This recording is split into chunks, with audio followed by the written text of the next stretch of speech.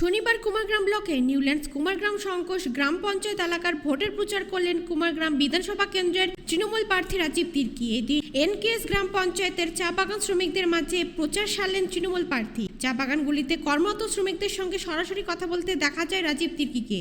শ্রমিকদের কাছ থেকে ভোট প্রার্থনা করেন তৃণমূল কংগ্রেস প্রার্থীর সঙ্গে উপস্থিত ছিলেন তৃণমূল কংগ্রেস আলিপুরদুয়ার জেলা সভাপতি তথা রাজ্যসভার সাংসদ প্রকাশচিক বড়াই সহ দলের স্থানীয় নেতাকর্মীরা।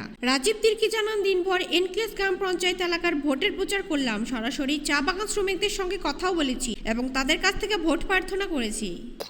শিডিউল অনুযায়ী আজকে আমরা এনকেএস অঞ্চলে আছি। সকাল থেকে আমরা যেহেতু বৃষ্টি ছিল, বৃষ্টিটা আমাদের সেটা আমাদের কোনো অসুবিধা করে নাই। আমরা বৃষ্টি আর ঝড় বৃষ্টি আমরা দেখছি না।